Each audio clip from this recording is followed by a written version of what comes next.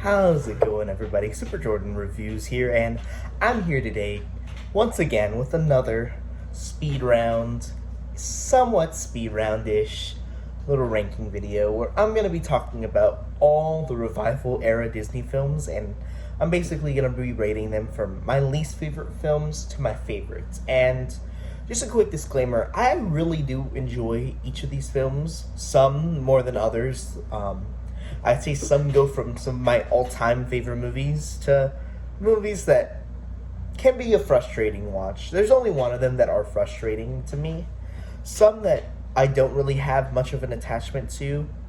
Others that, and then kind of like that middle part of the ranking was, in my opinion, the hardest part to rank them because there was a lot of them I really loved, but really struggled with the exact placements. But, well, let's get off right into it. So there's a total of 12 movies, and starting at number 12, I have Ralph Breaks the Internet. And this was a really frustrating one, especially when you see where I put Wreck-It Ralph on my ranking, you'll really see this more, but Ralph Breaks the Internet was really disappointing for me.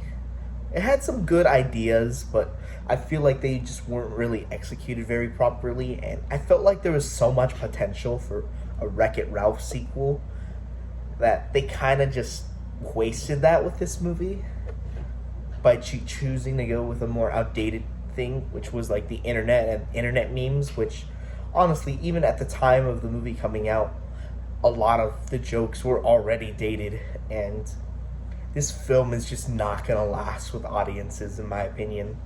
Not to say that it's bad, I feel like it does have some good elements, like the Disney princess scene with Vanellope was really good, and I really do like that they made the Disney princesses more of a set of characters to help develop Vanellope rather than just characters who were just there for fan service.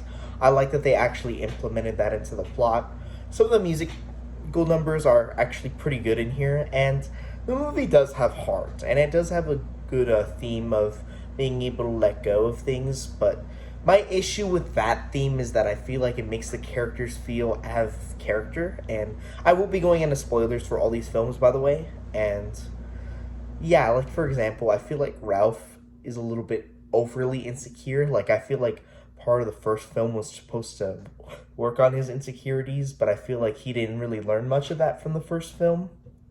And then the fact that Vanellope kind of just ignores her game and is okay with just game jumping, which I thought was very odd. So it's a frustrating film for me. It's not a bad film by any means, but it's definitely one that I don't plan on rewatching anytime soon. At number 11, I have the Winnie the Pooh movie from 2011, and this was a harder one for me to rank because, I mean, it's Winnie the Pooh. It's always going to be great. It just doesn't have, like, that rich storytelling that I feel like some of the other ones, and instead it's more simplistic, and that makes it kind of a fun movie in a way. But at the same time, with like the more stylistic side, it makes it hard to rank too, just because it doesn't. Not that it's not a movie, but it feels more like a bunch of shorts rather than like an actual feature length film. If you get what I mean.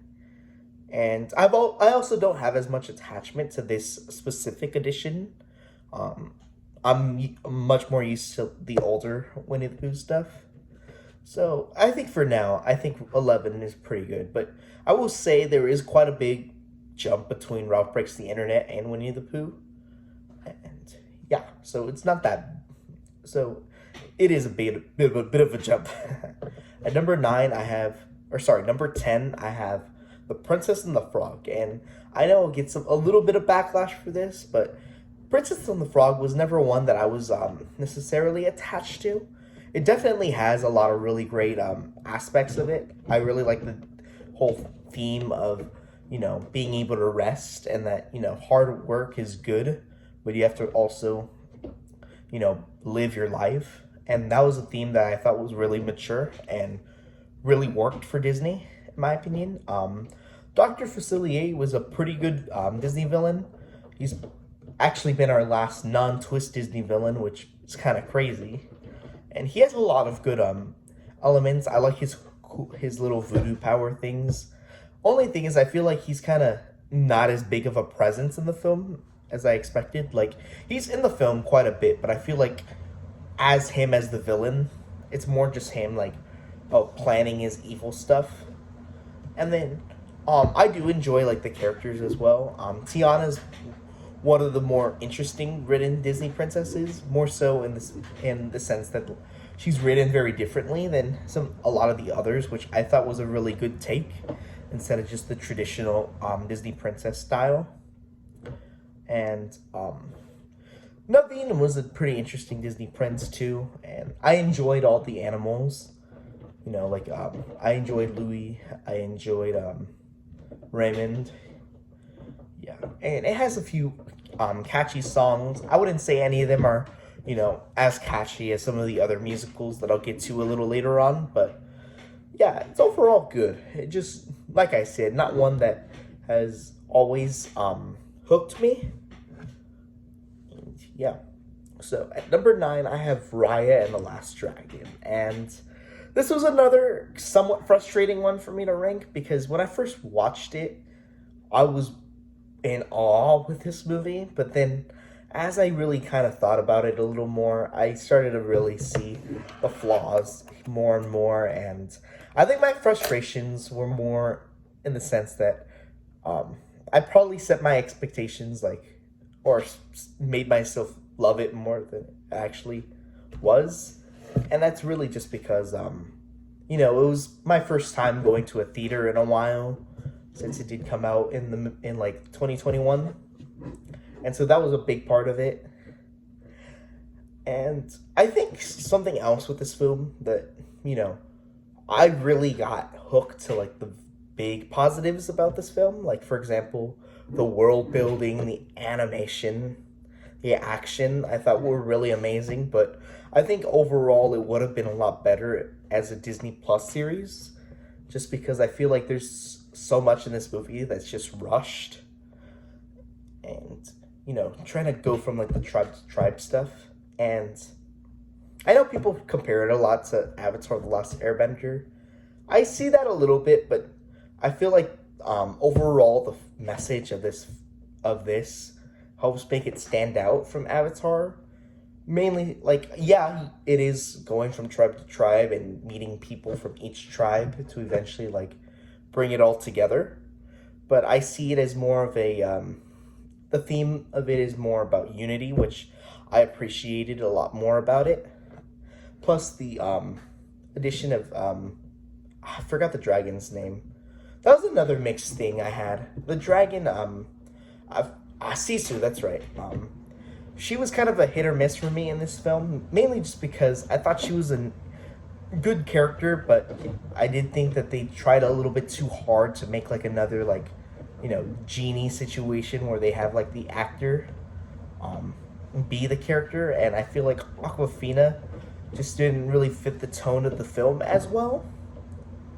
And I think that's gonna be like the biggest caveat for this film, or sorry, like the biggest like variable in terms of like whether or not people will enjoy it or not. And it's mainly just how much you like Aquafina in terms of like comedy.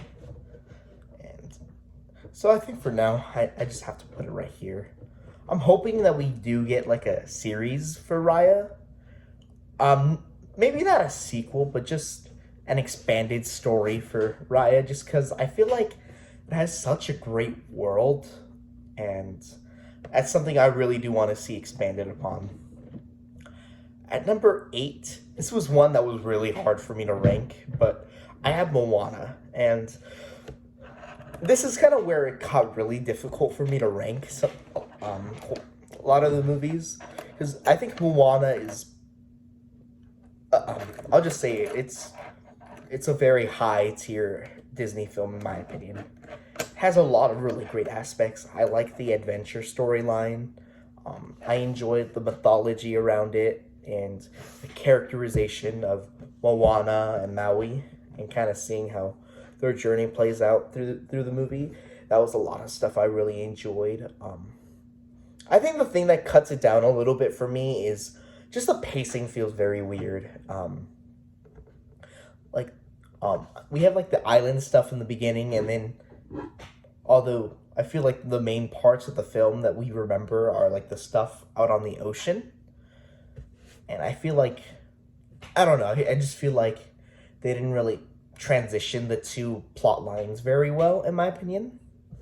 And yeah, overall the pacing could have been a little bit better. And then there's a few cliches that I thought got annoying, like Maui leaving after they lost it to Ka and him coming back to save the day later. It was a cool moment, but it did frustrate me in the moment. Just seeing kind of like that random cliche thrown in. And I do think, I think the main thing that like makes the transition so weird is that the island stuff is kind of more grounded, I feel. Whereas like when we get into like the ocean stuff, it goes more into like the mythology of the film. Like going into like Tamatoa, the coconut warrior guys, which I think those are all really cool aspects of the film, but because of like that weird transition, it feels out of place when really it isn't, if you get what I mean. But it does have a really good music selection too. I wouldn't say it's my favorite, especially not my favorite from Lin-Manuel Miranda. We'll talk about that a little later. As I do think the songs are good, but I do think some are a little overrated. Mainly like How Far I'll Go. Like I'd say this is probably one of the few times I prefer the reprise of a song rather than the regular version of the song. And Shiny, I'm not a big fan of. There's a few others that I do think stand out. Like I do like We Know the Way. What's it called? The opening song I really enjoyed. Oh, Where You Are, that's right. And I Am Moana, You're Welcome. Those are good songs. I like just the Polynesian aspect of it in general. So overall, Moana's a really good movie. At number 7, I have Zootopia. And this was another hard one for me to rank. And this was another weird one because when I first saw this movie, it would have definitely made my top pick in terms of like the revival era movies. But then as like time went on, it slowly went lower on the list. Not that the movie's subpar or anything. I think I just noticed certain elements about the movie that in my opinion hold it back from being the masterpiece I thought it was. And granted, it's a really, really great film. It probably has the best use of the most mature theme of any Disney film I can think of, with its theme about like prejudice and discrimination. That was a really powerful message that I'm really glad Disney had the guts to actually speak up against in this film. That was something I really enjoyed. And just the world around Zootopia feels really explored and developed. And unlike Raya, where I feel like a lot of the world was kind of just rushed through and really what's the word, like meandered, if you sorry, not meandered, but dull, like in the sense that we only get to see certain parts and we don't get to see more.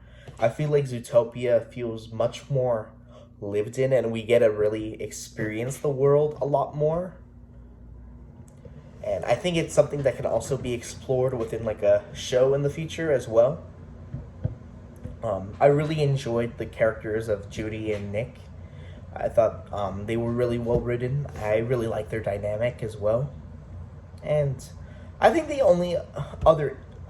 main things that I found problematic that brought it down was, I think the tone was a little inconsistent at times, where I feel like the film is trying to be more serious. And granted, I know I'm talking about like films designed for kids as well. Well, family-friendly movies is what I would call them. But I feel like some of like the more juvenile humor kind of detracts from this a little bit, and makes like the tone feel kind of weird, if you get what I mean. And I think that's like my only big like issue with it.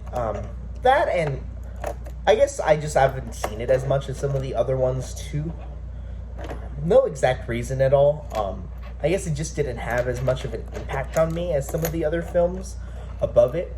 Um, but yeah, I'd still say it's a really solid movie. At number 6, I have Tangled. And this was one I wanted to put higher, but ended up having to just put right here. Because I feel like this is the one, the revival, or sorry, one of the revival era movies that I've probably seen the most.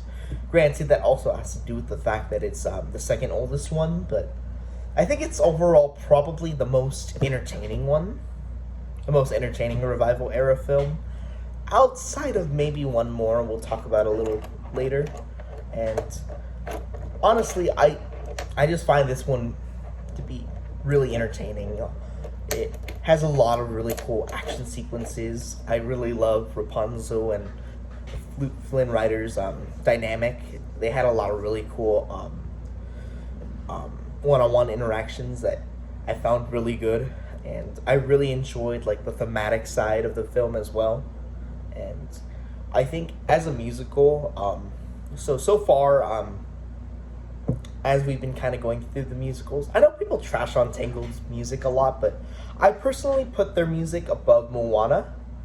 And then we'll talk about the other musicals coming up, but I just found the songs to be more consistently memorable in Tangled. Granted, there's some that I think are not exactly duds, but I think are just forgettable, like some of the reprises for When Will My Life Begin.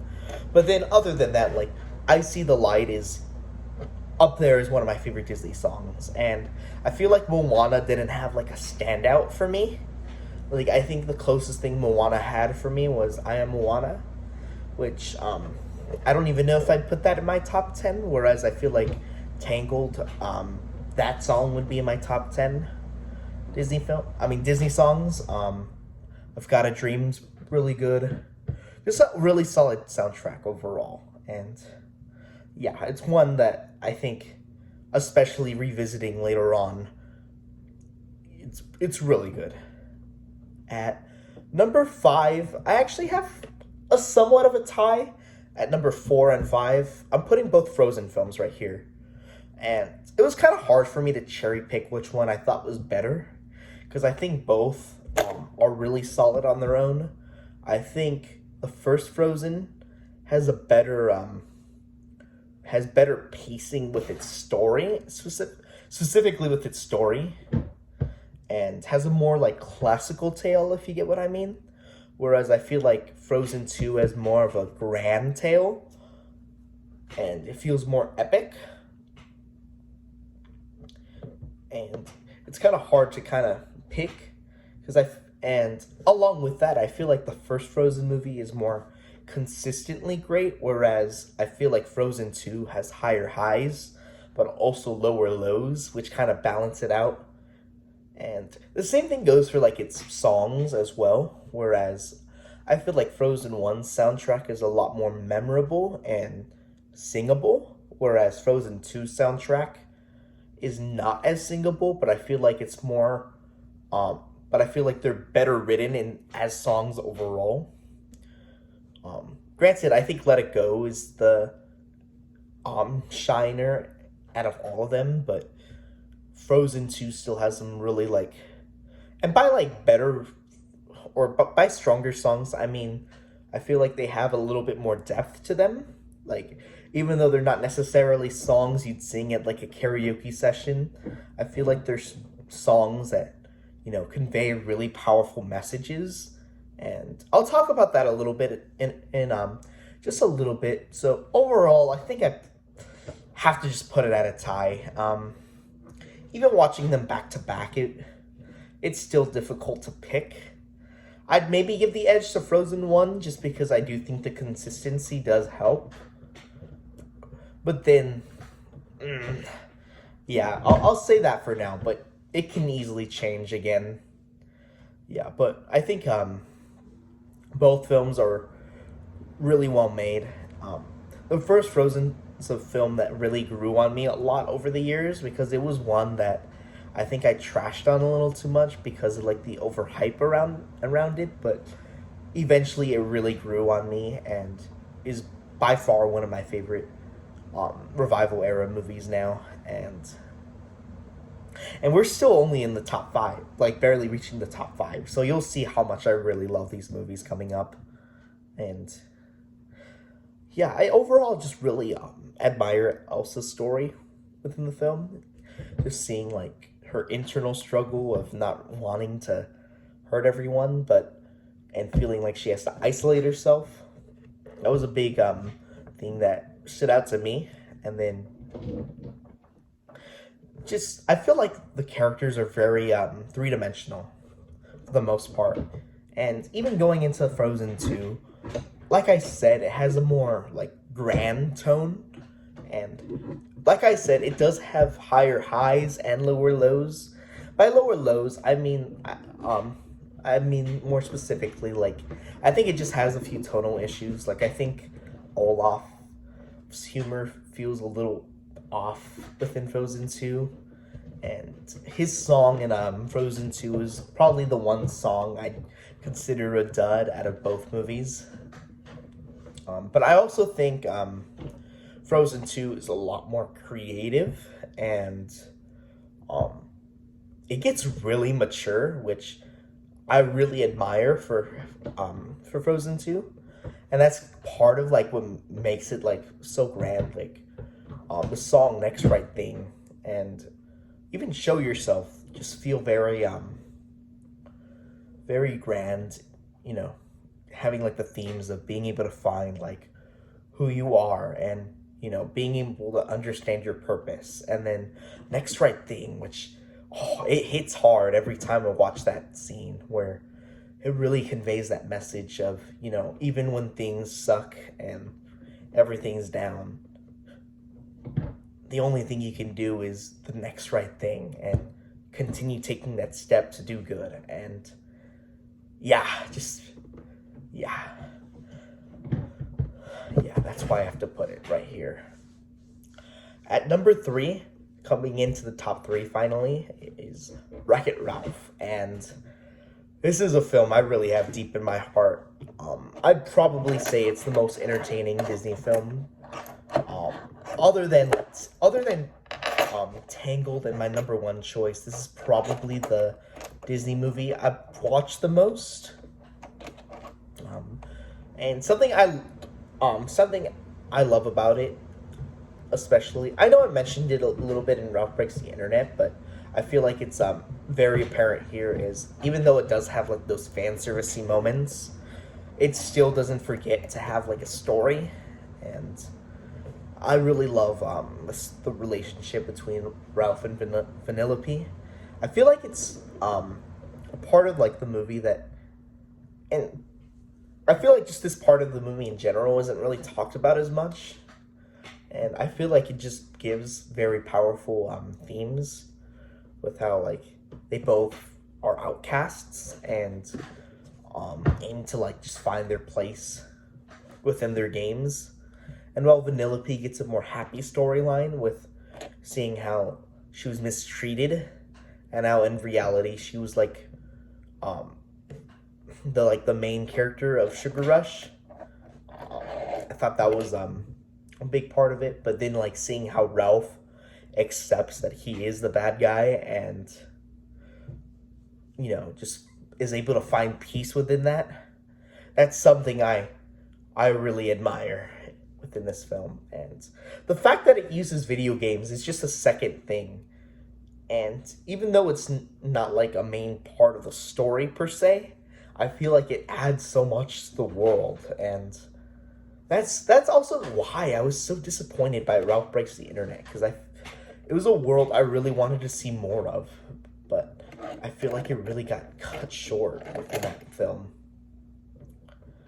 Number 2, I have Big Hero 6, and this is one that I think might, not controversial, but it's one that people would usually put like within the middle or bottom half of their list, but no, Big Hero 6 just, it's a masterpiece to me.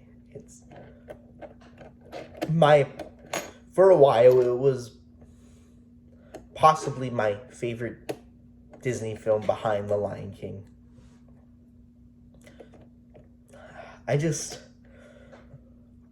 know I've been saying that for like every movie, but the world building, it's so grand, and I love just the way that they use the animation to really show off the technology of San Francisco. And in my opinion, Baymax, he might be the best Disney sidekick. I don't know, Genie's kind of hard to beat, but Baymax is, oh, I love Baymax.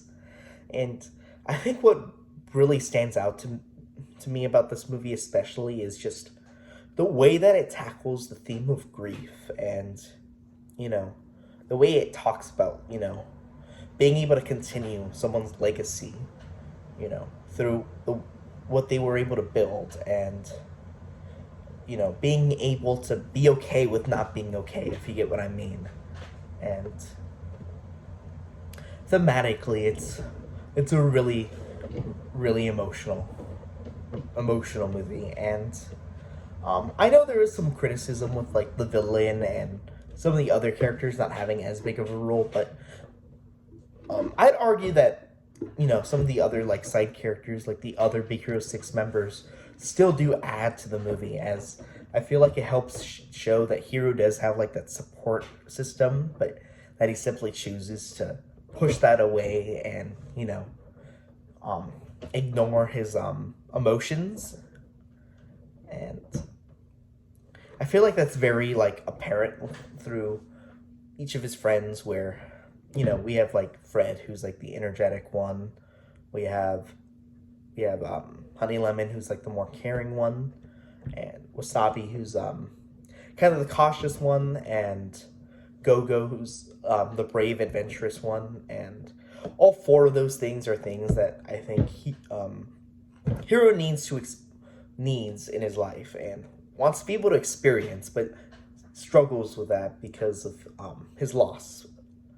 And as for like the whole villain plot line, honestly, I don't mind it.